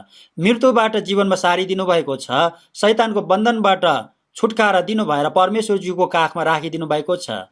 परमेश्वरज्यू येशूज्यूको साथमा हुनुहुन्थ्यो भन्नुभएको छ। मत्तीको सुसमाचार 28 को 20 पदमा हेर्नुभयो भने, हेर संसारको अन्त्यसम्म म तिमीहरूको साथमा हुनेछु भनेर येशूज्यूले स्वर्गारोहण हुनुभन्दा अगाडि यो कुरा चेलाहरूलाई भन्नुभएको छ। येशू प्रभुज्यू हामीहरूसँगै हुनेछु भनेर प्रतिज्ञा गरिदिनु भएको छ। परमेश्वरज्यूले येशूज्यूको साथमा काम गर्नुभएको जस्तै येशूज्यूले हामीहरूको साथमा रहेर काम गर्छु भन्नुभएको छ। यसकारण निराश हुनु हुँदैन, डराउनु पर्दैन। निराश हुने, डराउने शक्तिहीन क्रिस्चियनहरू पनि धेरैजना छन्। नुन खाएर झोक्रिएको कुखुराहरू जस्तो, पानीले रुचेको कारण झोक्रिएको कुखुराहरू जस्तो क्रिस्चियनहरू धेरै छन्। म गरिब छु, मलाई लाज लाग्छ, डर लाग्छ, मेरो अभाग्य कर्म भनेर जिउने मानिसहरू धेरै छन्। येशूज्यू सबैभन्दा गरिब भइदिनु भएको छ। येशूज्यूको शिर राख्ने ठाउँ थिएन। पाउल प्रेरितले धेरैचोटि पिटाइ खानु भएको थियो। खान पाएको थिएन, पिउन पाएको थिएन, सुत्न पाएको थिएन। अन्त्यमा घाँटी काटेर मारेको थियो। पाउल प्रेरित नष्ट भएको होइन, परमेश्वरज्यूको पुत्र येशूज्यूलाई क्रुसमा किला ठोकेर संसारले मारेको छ। क्रिस्चियनहरूले यो संसारको शरीरको कुराको लागि जिउनु हुँदैन। प्रभुज्यूको लागि गरिब भएर दुःख कष्ट भोगेर सुसमाचार प्रचार गरेर मरेर सबैभन्दा ठुलो महिमा पाउने गरी जिउनु पर्छ। ख्रिस्टसँगै दुःख भोग्छौँ भने त हामीले उहाँसँगै महिमा पनि पाउँछौँ भन्नुभएको छ। हामीहरूले प्रभुज्यूको लागि दुःख कष्ट भोगेको र एक कप पानी प्रभुज्यूको नाउँमा दियो भने पनि त्यसको इनाम गुमाउने छैन भन्नुभएको छ। व्यर्थ हुने छैन भन्नुभएको छ। अनन्तको महिमा पाउनेछ भन्नुभएको छ। क्रिस्चियनहरू निराश हुनु हुँदैन। बिरामी भए पनि, गरिब भए पनि सबै जीवन प्रभुज्यूको हो। मर्न दिनुभयो भने चाँडै प्रभुज्यू कहाँ स्वर्गमा जान पाउँछ, झन् राम्रो हुन्छ। यदि बाँच्न दिनुभयो भने बाँचेर प्रभुज्यूको काम झन् गर्न पाउँछ। डराउनु हुँदैन। दाल भात खान पाएन भने जाउलो खानुपर्छ। जाउलो पनि खान पाएन भने पानी मात्रै पनि पिउनु पर्छ। पानी पनि पिउन पाएन भने चाँडै स्वर्गमा जान पाउँछ। प्रभुज्यूको लागि जिउने मानिसहरूलाई प्रभुज्यूले शर्ममा पार्नुहुन्न। येशूज्यू पवित्र आत्माले भरिपूर्ण भएर परमेश्वरज्यूको शक्तिले शैतानले पेलिएकोहरूलाई निको पार्दै हिँड्नु भएको थियो। येशूज्यूले असल कामहरू गर्दै हिँड्नु भएको थियो। मर्कुसको सुसमाचार 5 अध्यायको 25 पददेखि 30 पदसम्म हेर्नुभयो भने 12 वर्ष अघिदेखि रगत बग्ने रोग लागेको स्त्री थियो। धेरै वैद्यहरूबाट पनि अनेक कष्ट पाएको थियो। सारा सम्पत्ति खर्च भएको थियो, तर उसको हालत झन खराब भएको थियो भनेको छ। आफूसँग भएको सबै सम्पत्ति सिद्धिसकेको थियो, तर रोग निको भएको थिएन। तर येशूज्यूले कुष्ठरोगीलाई निको बनाइदिनु भएको छ, अन्धको आँखा देख्ने बनाइदिनु भएको छ भन्ने कुरा यो स्त्रीले सुनेको थियो। यस कारणले धेरै भिडको बीचमा पनि यो स्त्रीले येशूज्यूलाई भेट्न गएर येशूज्यूको वस्त्रलाई छोएको थियो। येशूज्यूको वस्त्र छोए भने पनि म निको हुन्छु भन्ने विचार भएको थियो। यसकारण येशूज्यूको पछिल्तिर आएर येशूज्यूको वस्त्र छोएको थियो। यो स्त्री तुरुन्तै निको भएको छ। मर्कुसको सुसमाचार 5 अध्यायको 25 पददेखि 30 पदसम्मको वचनलाई सँगै पढ्नेछौँ। मर्कुसको पुस्तक 5 को 25 देखि 30 सम्म सँगै पढ्नेछौँ। मर्कुस 5 को 25 देखि 30 सम्मको वचन सँगै पढ्नेछौँ। सँगै पढौँ। अनि 12 वर्ष अघिदेखि रगत बग्ने रोग भएकी एउटी स्त्री त्यहाँ थिए। त्यसले धेरै वैद्यहरूका हातबाट अनेक कष्ट पाएर आफूसँग भएका सारा सम्पत्ति खर्च गरेर पनि निको नभई बरु झन खराब हालतमा पुगेकी थिए। येशूको विषयमा त्यसले सुनेकी थिए र भिडको पछिल्तिरबाट आएर उहाँको वस्त्र त्यसले छोए, किनकि त्यसले मनमा नै भने मैले उहाँको वस्त्र मात्र छोएँ भने पनि म निको हुनेछु। अनि तुरुन्तै त्यसको रगत बग्ने बन्द भइहाल्यो र आफ्नो शरीरको रोग निको भएको त्यसले थाहा पाए। आफूबाट शक्ति बाहिर निस्केको झट्टै येशूले थाहा पाएर भिडमा पछिल्तिर फर्केर सोध्नुभयो, कसले मेरो वस्त्र छोयो? येशूज्यूको वस्त्र मात्रै छोयो भने पनि म निको हुन्छु भनेर विश्वास गरेको कारण यो स्त्रीले वस्त्र छुने बित्तिकै निको भएको थियो। येशूज्यूको शक्ति यो स्त्री कहाँ गएको थियो। यसकारण कसले मलाई छोयो भन्नुभएको थियो। येशूज्यूले नचिनेको कारण यो कुरा भन्नुभएको होइन। येशूज्यूबाट उद्धार मुक्ति पाएको मानिसले सबै मानिसको अगाडि गवाइदिनु पर्छ। यसकारण यो स्त्रीले नलुकाइकन येशूज्यूको अगाडि सत्य कुराको गवाई दिएको छ। लुकाको सुसमाचार 6 को 19 पद पनि सँगै पढ्नेछौँ। लुका 6 को 19 पद सँगै पढ्नेछौँ। लुका 6 को 19 पद सँगै पढ्नेछौँ। सँगै पढौँ। सारा भिडले उहाँलाई छुन खोज्दा थियो, किनकि शक्ति उहाँबाट निस्किरहेका थियो र तिनीहरू सबैलाई निको पार्दा थियो। सारा भिडले नै येशूज्यूलाई छुन खोजेको थियो। विभिन्न प्रकारको रोग लागेको मानिसहरू त्यहाँ धेरै थियो। सबैजनाले येशूज्यूलाई छुन खोजेको थियो। येशूज्यूको शक्ति बाहिर निस्केर रोगीहरू सबैजनालाई निको पारिदिनुहुन्थ्यो। छुने बित्तिकै तुरुन्तै येशूज्यूको शक्ति बाहिर निस्केको थियो। आश्चर्य काम भएको थियो। येशूज्यूको यो शक्ति येशूज्यू स्वर्गमा जानु भएपछि अहिले पनि येशूज्यूको शरीर भएको मण्डलीमा छ। यो शक्ति मण्डलीलाई दिनुभएको छ। यूहन्नको सुसमाचार 14 अध्यायको 12 पदलाई सँगै पढ्नेछौँ। यूहन्नको सुसमाचार 14 अध्यायको 12 पदको वचनलाई सँगै पढ्नेछौँ।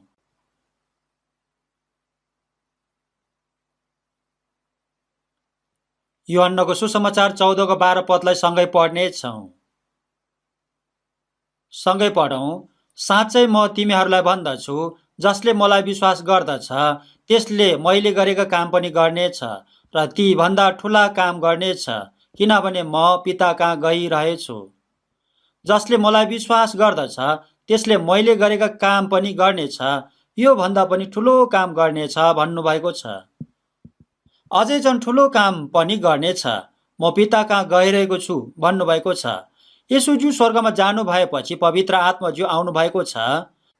पवित्र आत्माज्यू आउनु भएपछि यसुज्यू भित्र भएको शक्ति पवित्र आत्माज्यूले प्रकट गरिदिनु भएको छ।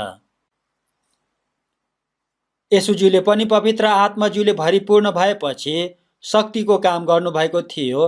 अब यो पवित्र आत्माज्यू हामीहरूभित्र पनि आउनु भएको छ। म पिताज्यू कहाँ गइरहेछु, म गएपछि पवित्र आत्माज्यू आउनुहुन्छ अनि मैले गर्ने काम तिमीहरूले पनि गर्न सक्नेछौ भन्नुभएको थियो। पत्रुसले पनि मरेको मानिसलाई जीवित पारिदिनु भएको छ। पाउल प्रेरितले पनि मरेको मानिसहरूलाई जीवित पारिदिनु भएको छ। मरेको मानिसहरूलाई जीवित बनाइदिनु भएको छ। कुष्ठरोगीलाई निको पारिदिनु भएको छ। अन्धलाई देख्ने बनाइदिनु भएको छ। शरीरको लागि गरेको कामहरू केही समयको लागि मात्र हुन्छ। शरीरको कामभन्दा ठुलो महत्त्वपूर्ण काम के हो भने पाप र अपराधमा मरेको आत्मालाई बचाइदिने काम हो। एफिसीको पुस्तक 2 अध्यायको 1 पदमा तिमीहरू आफ्नो अपराध र पापहरूमा मरेको समयमा उहाँले जीवित पारिदिनु भयो भन्नुभएको छ। कुष्ठरोग जस्तो फोहोर पापबाट हामीहरूलाई शुद्ध पारिदिनु भएको छ। कुष्ठरोगीसँग स्वास्थ्य मान्छेसँगै बस्न जिउन सक्दैन।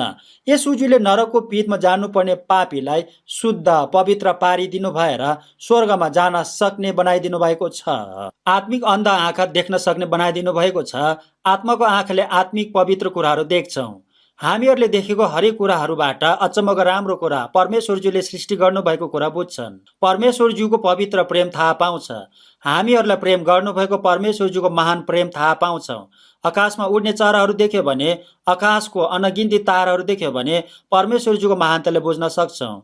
सबै कुराहरूले परमेश्वरज्यूको महानता, अदृश्य शक्ति, गुण र स्वभाव स्पष्टसँग देखाइदिनु भएको छ। परमेश्वरज्यूको अदृश्य शक्ति, गुण, स्वभाव, महानता हामीहरूले देखेको सबै कुराहरूबाट छर्लङ्गै देख्न सक्छौँ। अदृश्य संसार देख्न सक्छौँ। आत्मिक संसार देख्न सक्छौँ। अन्ध आँखा होइन, देख्ने आँखा पाएको छ। बहिरो कानले परमेश्वरज्यूको वचन सुन्न सक्ने भएको छ।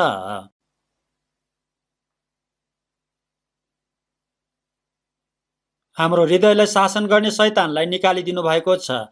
आत्माको उद्धार पाएको समयमा शैतानलाई हाम्रो हृदयबाट निकालिदिनु भएको छ। आँधी छाललाई शान्त पारिदिनु भएको छ। हृदयमा शान्ति दिनुभएको छ। यसुज्यूले इस्रायलको विभिन्न ठाउँमा जानु भएको थियो। 5 रोटी र 2 माछाले 5000 पुरुषहरूलाई खान दिनुभएको थियो। पत्रुसले वचन प्रचार गरेर एकैचोटि 3000 जना र 5000 जनाले आफ्नो आत्माको उद्धार मुक्ति पाएको थियो। अब यो शक्ति हामीहरूसँग पनि सँगै छन्। असम्भव छैन। परमेश्वरज्यूले सबै काम गर्न सक्नुहुन्छ। परमेश्वरज्यूको लागि सबै कामहरू सम्भव छ। कलसीको पुस्तक 2 अध्यायको 9 र 10 पदमा हेर्नुभयो भने ख्रीष्टमा ईश्वरत्वको सारा परिपूर्णता शरीरमा वास गर्दछ भन्नुभएको छ।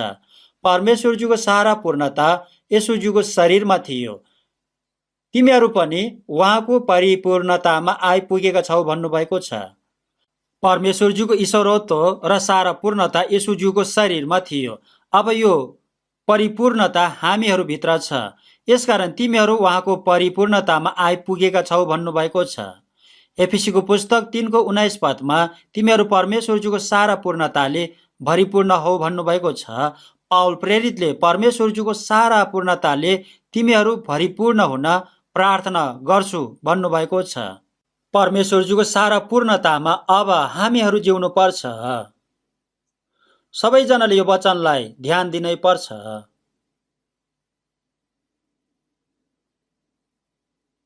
एफिसीको पुस्तक 3 अध्यायको 20 पदको वचनलाई सँगै पढ्नेछौँ।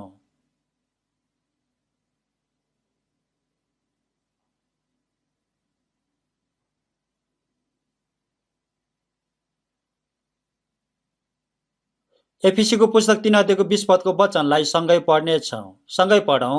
उहाँलाई जसले हामीभित्र काम गर्ने उहाँको शक्ति अनुसार हामीले मागेको वा चिताएको भन्दा ज्यादै प्रशस्त मात्रामा गर्न सक्नुहुन्छ। 19 पदको अन्तिम खण्डमा परमेश्वरज्यूको सारा पूर्णताले तिमीहरू भरिपूर्ण हो भन्नुभएको छ। 20 पदमा चाहिँ हामीभित्र काम गर्ने उहाँको शक्ति अनुसार भन्नुभएको छ। परमेश्वरज्यूको सारा पूर्णताले उहाँको शक्ति अनुसार हामीभित्र काम गर्नु भएर हामीले मागेको वा चिताएको भन्दा ज्यादै प्रशस्त मात्रामा काम गर्नुहुन्छ।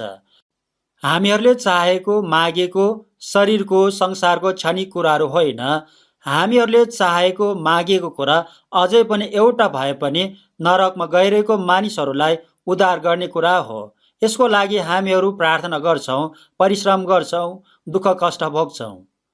हामीहरूले मागेको वा चिताएको भन्दा ज्यादै प्रशस्त मात्रामा उहाँको शक्तिले काम गर्न सक्नुहुन्छ। यो वचनले मैले पनि धेरै उत्साह प्रेरणा पाएको छु। मैले उद्धार मुक्ति पाएको समयमा मैले नरकको दण्डबाट उद्धार मुक्ति पाएको छु भनेर गवाई दिएको थियो। नयाँ जन्म पाएको छु भनेको थियो। यसकारण त्यो समय मलाई धेरैजनाले घमण्डी भनेर भनेको थियो। मरेपछि थाहा पाउलास् भनेको थियो। यस्तो कुरा परमेश्वरज्यूलाई मात्र थाहा हुन्छ, तँलाई कसरी थाहा हुन्छ? मरेपछि मात्र थाहा हुन्छ भन्थ्यो। अहिले पनि यस्तो मानिसहरू धेरै छन्। त्यो समयमा अनुग्रह पाउँछ, पवित्र आत्मा पाउँछ भन्ने कुराहरू चाहिँ धेरै गरेको थियो। उद्धार, मुक्ति, नयाँ जन्म भन्ने कुराहरू चाहिँ त्यो समयमा भन्दैन थियो। त्यो समयमा अमेरिकाको बिली ग्राम पास्टर आएर कोरियाको ठुलो सार्वजनिक चौर योहिदोमा मानिसहरू धेरैजनालाई भेला गराएर प्रचार गरेको थियो। प्रिया हो, क्रिस्चियन धर्म मान्नेहरूले पनि नयाँ गरेर फेरि जन्मनै पर्छ। डिकन, एल्डर, पास्टर सबैजनाले पनि नयाँ गरेर जन्मनै पर्छ। एसियाको, युरोपको, अफ्रिकाको सबै मानिसहरूले नयाँ गरेर जन्मनै पर्छ भनेर निरन्तर यो कुरा मात्रै प्रचार गरेको थियो। त्यो समयदेखि कोरियाको मानिसहरूले पनि आत्माको उद्धार मुक्ति लिनुपर्छ, नयाँ गरेर फेरि जन्मनुपर्छ भनेर कुरा गर्न थालेको थियो। म जस्तो मान्छेले भनेको सुनेको थिएन, तर ठुलो जिउ भएको मान्छे, खैरो कपाल भएको मान्छे, निलो आँखा भएको मान्छेले, अग्लो मान्छेले चिच्याएर प्रचार गरेपछि मात्र यहाँको मानिसहरूले नयाँ गरेर जन्मनुपर्छ, उद्धार मुक्ति लिनुपर्छ भनेर कुरा गरेको थियो।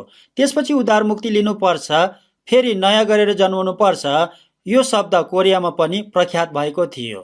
त्यसपछि तिनीहरूले के भन्थ्यो भने विश्वास गरेर पायो, पायो विश्वास गर्यो भनेर स्पष्ट गरी नबुझ्ने गरी भन्थ्यो। कहिले कसरी पायो भनेर सोध्यो भने भन्न सक्दैन थियो। आफ्नो आत्माको उद्धार मुक्ति तिनीहरूले पाएको थिएन, तर तिनीहरूले पाएको जस्तो नक्कल गरेको मात्र थियो। उनीहरूलाई कहिले कसरी कुन उद्धार मुक्ति पायो स्पष्टसँग भन भन्यो भने उनीहरूले भन्न सक्दैन थियो। आफ्नो आत्माको उद्धार मुक्ति नपाएको मानिसले पाएको लिएको जस्तो नक्कल गर्यो भने उसले झन् कहिले पनि लिन सक्दैन। म नरकमै जानुपर्ने पापी हो, म बाँच्न स्वर्गमा जान मैले आफ्नो आत्माको उद्धार मुक्ति लिनै पर्छ भनेर स्पष्ट गरी बुझ्नै पर्छ। अहिले पनि आत्माको उद्धार मुक्ति लिनुपर्छ, नयाँ गरेर फेरि जन्मनु पर्छ भन्ने सबैभन्दा महत्त्वपूर्ण वचन क्रिस्चियन भन्ने मानिसहरूले पनि बुझेको छैन। ठुलो समस्या भएको छ।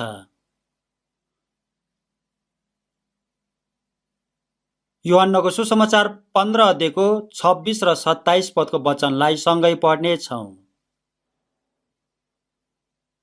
यूहन्नको सुसमाचार 15 अध्यायको 26 र 27 पदको वचन सँगै पढ्नेछौँ। यूहन्ना 15 को 26 र 27 पदको वचन सँगै पढ्नेछौँ। सँगै पढौँ। जब सल्लाहकार आउनुहुन्छ, जसलाई म पिताको तर्फबाट तिमीहरू कहाँ पठाइदिनेछु, अर्थात् सत्यका आत्मा जो पिताबाट आउनुहुन्छ, उहाँले नै मेरो विषयमा गवाई दिनुहुनेछ। तिमीहरू सुरुदेखि नै मेरो साथ रहेका हुनाले तिमीहरू पनि मेरो साक्षी हौ। सल्लाहकार अर्थात् सत्यका आत्मा अर्थात् पवित्र आत्मा आउनु भएपछि यसु प्रभुज्यूको गवाई दिनुहुनेछ भन्नुभएको छ। पवित्र आत्मा जो आउनु भएको कारण के हो भने यसु प्रभुज्यूको गवाई साक्षी दिनको लागि हो। यसु ख्रीष्ट परमेश्वरज्यूको एकमात्र पुत्र हो। उहाँले मानिसहरूको सबै पापहरू एकैचोटि सधैँको लागि क्रुसमा बोकेर मरिदिनु भएको छ। मानिसहरूको पाप अनन्तसम्मको लागि क्षमा गरिदिनु भएको छ। मरिदिनु भएर चिहानभित्र गाडिदिनु भएर 3 दिनपछि फेरि पुनरुत्थान हुनुभएको छ, मृत्युलाई जित्नु भएको छ भनेर पवित्र आत्माज्यूले गवाइदिनु भएको छ। पवित्र आत्माज्यूले स्वर्गबाट गवाइदिनु भएको होइन, हामीले प्रार्थना गरेर गवाइदिनु भएको होइन। तिमीहरू सुरुदेखि नै मेरो साथमा रहेका हुनाले मेरो साक्षी हौ भन्नुभएको छ। यो वचन सुरुदेखि नै येशूज्यूसँग भएको चेलाहरूलाई मात्र भन्नुभएको होइन, आत्माको उद्धार मुक्ति पाएको सबै क्रिस्चियनहरूलाई नै भन्नुभएको वचन हो। सुसमाचारलाई सुनेर सत्यतामा विश्वास गरेर आफ्ना आत्माको उद्धार मुक्ति निश्चित भएको मानिसहरूभित्र पवित्र आत्माज्यू हुनुहुन्छ। पवित्र आत्माज्यूको शक्तिले उद्धार मुक्ति पाएको मानिसहरूबाट स्वर्गको सुसमाचार प्रचार गर्नुहुन्छ। येशू प्रभुज्यूको गवाई साक्षी दिनुहुन्छ। आत्माको उद्धार मुक्ति पाएको मानिसले मुख बन्द गरेर बस्यो भने अर्को मानिसहरूले आत्माको उद्धार मुक्ति पाउँदैन। यसकारण हामीहरूले प्रचार गर्नै पर्छ। विद्यालयमा धेरै अध्ययन गरेको कारणले हामीहरूले आत्माको उद्धार मुक्ति पाएको होइन, प्रचार गरेन भने कसैले पनि आत्माको उद्धार मुक्ति पाउँदैन। पहिला आफ्नो आत्माको उद्धार मुक्ति पाएको मानिसको माध्यमबाट प्रचार गरेर अर्को मानिसहरूले पनि आफ्नो आत्माको उद्धार मुक्ति पाउने काम परमेश्वरज्यूले गर्नुभएको काम हो। हामीहरूलाई सबैभन्दा महत्त्वपूर्ण पवित्र काम परमेश्वरज्यूले जिम्मा दिनुभएको छ। उत्पत्तिभन्दा अगाडिदेखि नै योजना गर्नुभएको थियो। इस्रायली जातिसँग प्रतिज्ञा गरिदिनु भएको थियो। प्रतिज्ञा गरिदिनु भएको अनुसार येशू प्रभुज्यूले संसारमा आउनु भएर क्रुसमा मरिदिनु भएर पुरा गरिदिनु भएको सबैभन्दा महत्त्वपूर्ण सुसमाचार हामीहरूलाई दिनुभएको छ। यरुशलेमदेखि पृथ्वीको अन्तिम छेउसम्म प्रचार गर्नुभएको छ। कोरिया देश संसारको अन्तिम पूर्वमा छ। कोरिया देशमा पनि प्रचार भइसकेको छ। अब यो वर्तमान संसारको अन्तिम समयमा पुगिसकेको छ। बाइबल अहिले 3000 भाषाभन्दा धेरै भाषामा उल्था भइसकेको छ। सुसमाचार सारा संसारमा सबै जातिहरूलाई प्रचार भएपछि यो संसारको अन्त्य आउनेछ भन्नुभएको छन्। हामीहरूले यो संसारको अन्त्य हुने अन्तिम समयमा आत्माको उद्धार मुक्ति पाएको छ। यो कुरा हाम्रो लागि आश्चर्य काम हो। आश्चर्य कामहरू मध्ये झन महत्त्वपूर्ण आश्चर्य काम हो। संसारमा मानिसहरू धेरै छन्, तर परमेश्वरज्यूलाई चिनेको मानिसहरू थोरैजना मात्र छ। अनि परमेश्वरज्यूलाई चिनेको विश्वास गरेको छु भन्ने मानिसहरू मध्ये पनि आत्माको उद्धार मुक्ति पाएको मानिसहरू अति नै थोरैजना मात्र छन्। अनि आफ्ना आत्माको उद्धार मुक्ति पाएको मानिसहरू मध्ये पनि सुसमाचार प्रचार गरेर जिउने मानिसहरू झन् अति नै थोरैजना मात्रै छन्। हामीहरूले रात दिन खाने पिउने हरेक समय जसरी भए पनि अर्को पनि एकजना मानिसले स्वर्गमा जान सक्ने बनाउने कुरामा ध्यान दिनुपर्छ। मैले चिनेको केही मानिसहरू पनि यसरी सुसमाचार प्रचार गर्न मात्रै ध्यान दिएर जिउनु हुनेहरू हुनुहुन्छ।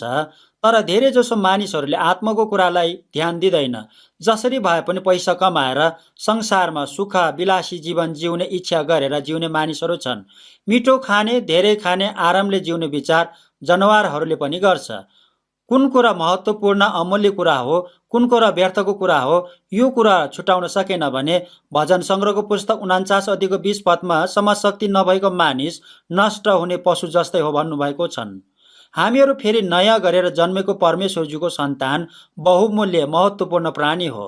हामीहरूलाई यस्तो दर्जामा राख्नु भएको छ, महिमित आशा दिनुभएको छ, पवित्र उद्देश्य दिनुभएको छ। यस्तो कुराहरू नबुझेको मानिसहरू धेरै छन्। संसारको क्षणिक कुराहरूलाई मात्र पछ्याएर जिउने मानिसहरू धेरै छन्। संसारको कुरामा प्रख्यात हुन चाहने मानिसहरू, सम्मान खोज्ने मानिसहरू, शासक हुन चाहने मानिसहरू धेरै छन्। धनी मानिस नरकमा गएको कुरा भन्नुभएको छ। गरिब, भिखारी, लाजरस स्वर्गमा गएको कुरा भन्नुभएको छ। तैँले संसारमा राम्रो राम्रो कुराहरूको भोग गरिसकेको छ भनेर अब्राहमले धनी मानिसलाई भन्नुभएको छ। लाजरसले चाहिँ दुःखै दुःख भोगेको छ। यसकारण यहाँ अहिले लाजरसले आराम पाएको छ, तर तँ चाहिँ त्यहाँ नरकमा कष्टमा छस् भन्नुभएको छ। प्रियहरू, यो संसारमा मिठो खाएको, राम्रो लगाएको कुराहरू पाप हो भनेको कुरा होइन। आफ्नो आत्माको लागि पश्चाताप गरेर आत्माको उद्धार मुक्ति लिएन भने नरकमा जानुपर्ने पापी हुन्छ। यसकारणले हामीहरूले हरेक समय सुसमाचार प्रचार गर्नको लागि ध्यान दिनुपर्छ। धनी मानिसको नाम भनेको छैन, तर गरिब भिखारीको नाम लाजरस भनेको छ। लाजरस भनेको अर्थ परमेश्वरज्यू मेरो सहायक भनेको कुरा हो।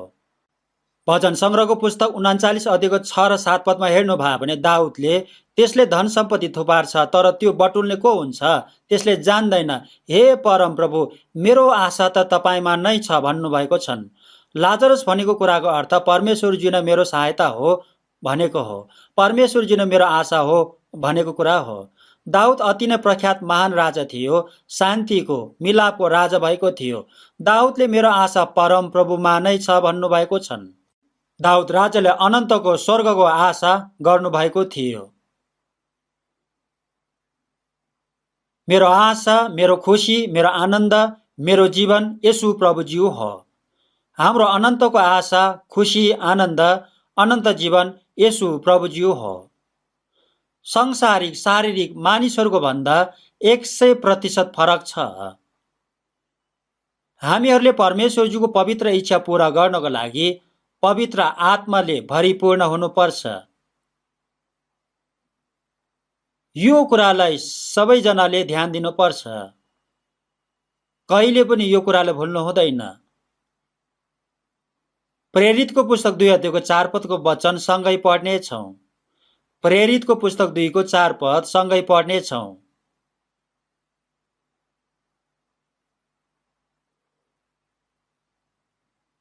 प्रेरित 2 को 4 पदको वचन सँगै पढ्नेछौँ।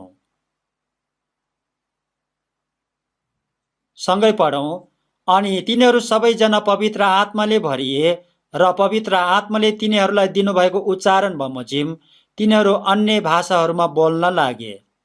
येशूज्यू स्वर्गारोहण हुनु भएपछि 10 दिनसम्म यरुशलेमको माथिल्लो तलामा भेला भएर 120 जनाले प्रार्थना गरिरहेको थियो। त्यसपछि पेन्टिकोसको दिनमा येशूज्यू स्वर्गारोहण हुनु भएको 10 दिनपछि पवित्र आत्मा ज्यू आउनु भएको थियो। भेला भएको 120 जना पवित्र आत्माले भरेको थियो। त्यसपछि अन्य भाषाहरूमा बोल्नु भएको थियो। बाबेल धरहरा बनाएको कारण त्यो समयमा भाषा खलबल भएर अन्य भाषाहरू धेरै भएको थियो। पेन्टिकोसको दिनमा संसारभरि छरपष्ट भएको यहुदीहरू यरुशलेममा भेला भएको थियो। धेरै देशहरूको भेला भएको थियो। प्रेरितको पुस्तक 2 अध्यायको 8 पददेखि हेर्नुभयो भने तिनीहरू हरेकले आफ्ना मातृभाषामा बोलेका हामी सुन्छौँ। हामीहरू यहाँ पार्थीहरू, मादीहरू, एलामीहरू, मेसोपोटामियाका, यहुदियाका, कपाडोकियाका, पोन्तास, एसियाका, फ्रिगियाका, पम्फिलिया, मिश्रा, कुरेनी, लिबियाका, रोमका, क्रेटका अरबीहरूले आफ्नो भाषामा परमेश्वरजीको महान कार्यहरू चर्चा गरेका हामी सुन्दछौँ भनेको छ। पेन्टिकोसको दिनमा यरुशलेममा विभिन्न ठाउँहरूबाट आएको थियो, तर त्यहाँ प्रेरितहरूले वचन प्रचार गरेको समयमा तिनीहरू सबैजनाले उल्था गर्ने मानिस बिना नै आफ्नो ठाउँको भाषामा वचन सुन्दै थियो। आजभोलि संयुक्त राष्ट्रसङ्घको मुख्य व्यक्तिले भाषण दियो भने विश्वका सबै मानिसहरूले हेडफोन लगाएर कुरा सुनिरहेको हुन्छ। पेन्टिकोसको दिनमा विभिन्न देशको मानिसहरूले भाषा उल्था गर्ने मानिस नभए तापनि सबैजनाले आफ्नो भाषामा बुझेको थियो। आज भोलि पनि सुसमाचार सुन्न बुझ्नको लागि भाषा उल्था गर्ने मानिसको आवश्यकता छैन, किनभने सबै देशको भाषामा बाइबल उल्था भइसकेको छ। प्रेरितको पुस्तक 2 अध्यायको 41 पदमा जसले उनका कुरा ग्रहण गरे तिनीहरूले बप्तिस्मा लिए र त्यसै दिन प्राय 3000 मानिसहरू तिनीहरूको सङ्ख्यामा थपिए भन्नुभएको छ। यो पेन्टिकोसको दिनमा सुसमाचारको वचन सुनेर आत्माको उद्धार मुक्ति पाएको मानिसहरू प्राय 3000 जना थियो। प्रेरितको पुस्तक 4 को 4 पदमा पनि हेर्नुभयो भने वचन सुनेर विश्वास गर्ने मानिसहरूको सङ्ख्या प्राय 5000 भयो भन्नुभएको छ। पेन्टिकोसको दिनदेखि केही समयभित्र नै धेरै मानिसहरूले आफ्नो आत्माको उद्धार मुक्ति पाएको थियो। यहुदीहरूले जनगणना गर्ने समयमा पुरुषहरूको मात्रै जनगणना गर्छ, 20 वर्ष माथिकोहरूको मात्रै जनगणना गर्थ्यो। यूहन्नाको सुसमाचार 6 अध्यायको 10 पदमा हेर्नुभयो भने येशूज्यूले 5 रोटी र 2 माछाले खुवाउनु भएको समयमा पुरुषहरूको सङ्ख्या मात्रै प्राय 5,000 थियो भन्नुभएको छन्। यहाँ पनि पुरुषहरूको सङ्ख्या प्राय 5,000 भयो भन्नुभएको छ। स्त्रीहरू र 20 वर्ष मुनिकोहरूको हिसाब गर्यो भने धेरैजना हुन्छ। यसरी आत्माको उद्धार मुक्ति पाएको मानिसहरूको सङ्ख्या हरेक समय झन झन धेरै बढ्दै गएको थियो। चेलाहरूले यहुदीहरूलाई तिमीहरूले क्रुसमा मारेको येशूज्यूलाई परमेश्वरज्यूले जीवित बनाउनु भएर ख्रिस्ट र प्रभु बनाउनु भएको छ भनेको थियो। मानिसहरू धेरैजनाले उद्धार मुक्ति पाएको देखेर यहुदीहरू डाहाले रिसाएको थियो। यसकारण प्रेरितहरूलाई तिनीहरूले प्रचार नगर भनेर धम्की र चेतावनी दिएको थियो। यसकारण पत्रुस र यूहन्नाले परमेश्वरज्यूको कुरा सुन्नुभन्दा तपाईहरूको कुरा सुन्नु परमेश्वरज्यूको दृष्टिमा ठिक हो कि होइन, तपाईहरू आफै विचार गर्नुहोस्। हामीहरूले देखेको र सुनेको कुराहरू हामी नबोली सक्दैनौँ भन्नुभएको थियो। प्रेरितहरूले येशूज्यूलाई देखेको थियो, येशूज्यूको कुरा सुनेको थियो, येशूज्यूलाई मारेको देखेको थियो, गाडेको अनि जीवित भएको अनि स्वर्गारोहण भएको देखेको थियो। हामीहरूले विश्वास गरिसकेको छ, हामीहरूले देखेको र सुनेको छ, हामीहरू यो कुराहरू नबोलिकन बस्नै सक्दैनौँ भनेर नडराइकन प्रचार गर्नुभएको थियो। कसैले पनि रोक्न सकेको थिएन। 2 कोरिन्थीको पुस्तक 4:13 हेर्नुभयो भने मैले विश्वास गरेँ यसकारण म बोले भन्नेको आत्मा हामीमा भएको हुनाले हामी पनि विश्वास गर्छौँ र हामी बोल्छौँ भन्नुभएको छ। येशूज्यूले थोमालाई धन्य तिनीहरू जसले मलाई देखेका छैनन् र पनि विश्वास गर्दछ भन्नुभएको छन्। हामीहरूले पनि येशूज्यूलाई देखेको छैन, तर वचनद्वारा पवित्र आत्माले चिन्न विश्वास गर्न दिनुभएको छ।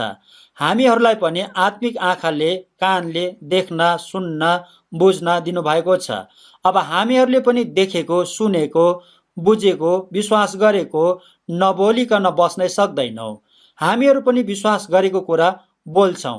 अब हाम्रो मुखलाई पनि कसैले पनि बन्द गर्न सक्दैन। प्रेरितको पुस्तक 4:31 वचन सँगै पढ्नेछौँ। प्रेरित 4:31 वचन सँगै पढ्नेछौँ। सँगै पढौँ। तिनीहरूले प्रार्थना गरिसकेपछि तिनीहरू भेला भएको ठाउँमा कम्प भयो र तिनीहरू सबैजना पवित्र आत्माले भरिए र तिनीहरूले साहससित परमेश्वरको वचन बोले। प्रेरितहरूलाई सधैँ सताएको थियो, प्रचार गर्यो भने मार्छु भनेर धम्की दिएको थियो, कैदी बनाउँछु भनेर सताएको थियो। यसकारणले प्रेरितहरू र सन्तहरू भेला भएर प्रार्थना गरेको थियो, हे परमेश्वर, तपाईले अभिषेक गर्नुभएको तपाईको पवित्र सेवक येशूज्यूको विरुद्धमा हेरोद र पन्तियस पिलातस दुवैजना अन्य जाति र इस्राएलीहरूसँग यसै सहरमा भेला भएका थिए। अहिले पनि इस्राएलीहरू र अन्य जातिहरू मिलेर सुसमाचार प्रचार गर्न बाधा दिएको छ, धम्की दिएको छ। हे हाम्रा परमेश्वरज्यू, हाम्रो प्रार्थना सुनिदिनुहोस् भनेर प्रार्थना गरेको थियो। हामीहरूलाई बलियो भएर सुसमाचार प्रचार गर्न सहायता गरिदिनुहोस् भनेर प्रार्थना गरेको थियो। यसकारण भेला भएको ठाउँमा कम्प भएको थियो, अचानक भूकम्प भएको थियो। परमेश्वरज्यूले प्रार्थना सुनिदिनु भएको अनुभव देखाइदिनु भएको थियो। त्यो समयमा यस्तो बाइबल थिएन, यस्तो पुस्तक थिएन। नयाँ करारको पुस्तक लेख्नुभन्दा अगाडिको समयमा यस्तो भएको थियो। येशूज्यूसँग प्रत्यक्ष गरी वचन अध्ययन गरेको प्रेरितहरू र सन्तहरूले बलियो भएर प्रचार गरेको थियो। परमेश्वरजीले आफ्नो शक्ति प्रकट गरिदिनु भएको थियो। भूकम्प भएको थियो।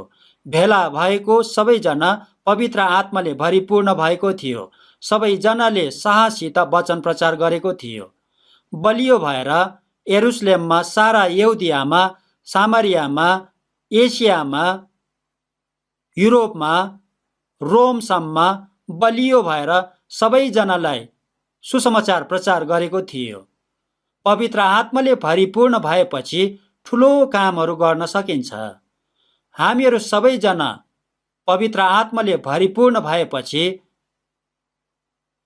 संसारका मानिसहरू सबैजना अचम्म हुन्छ। अति नै महान ठुलो काम हुन्छ। हामीहरू सबैजनाले ध्यान दिनुपर्छ। पवित्र आत्माले भरिपूर्ण हुनुपर्छ। परमेश्वरज्यूले काम गरिदिनुहुन्छ। परमेश्वरज्यूले अहिले पनि काम गर्दै हुनुहुन्छ।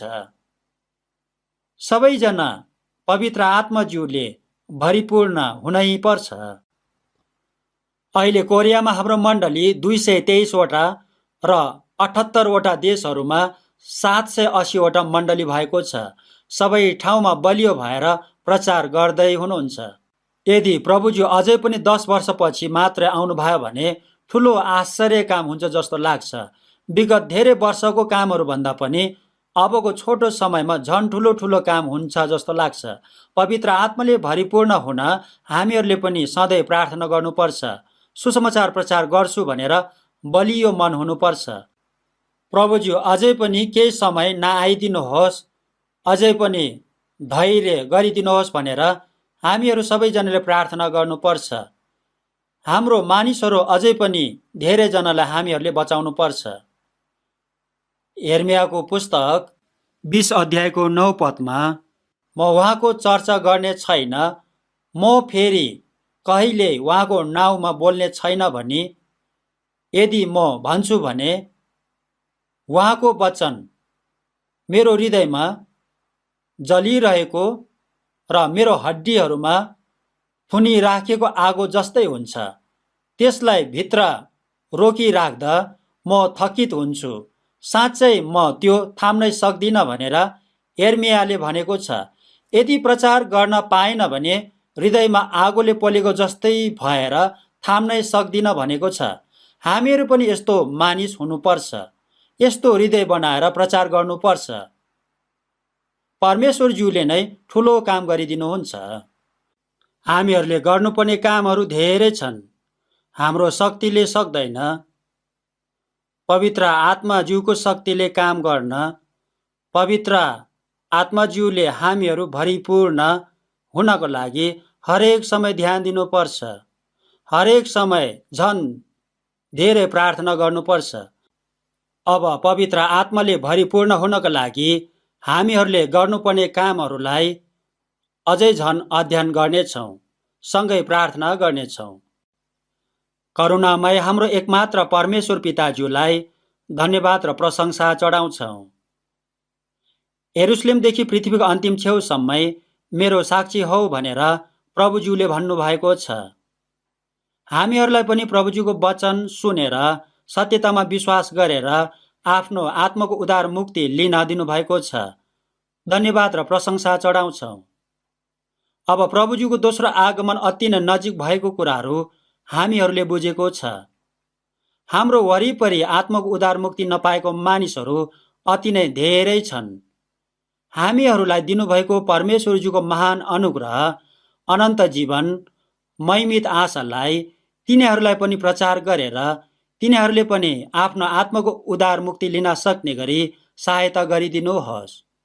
हामीहरूको शक्तिले केही पनि गर्न सक्दैनौँ। यसकारण प्रभुज्यूको शक्तिशाली हातले हामीहरूलाई बलियो बनाइदिनु भएर प्रयोग गरिदिनुहोस्। धेरै आत्माहरूलाई उद्धार गरेर प्रभुज्यू कहाँ डोर्याउन सहायता गरिदिनुहोस्। संसारभरि भएको सबै मण्डलीहरूलाई प्रभुज्यूले बलियो बनाइदिनुहोस्। हामीहरूलाई पवित्र आत्माज्यूले भरिपूर्ण बनाइदिनुहोस्। हाम्रो प्रभु येशू ख्रीष्टको नाउँमा प्रार्थना चढाउँछौँ। आमेन।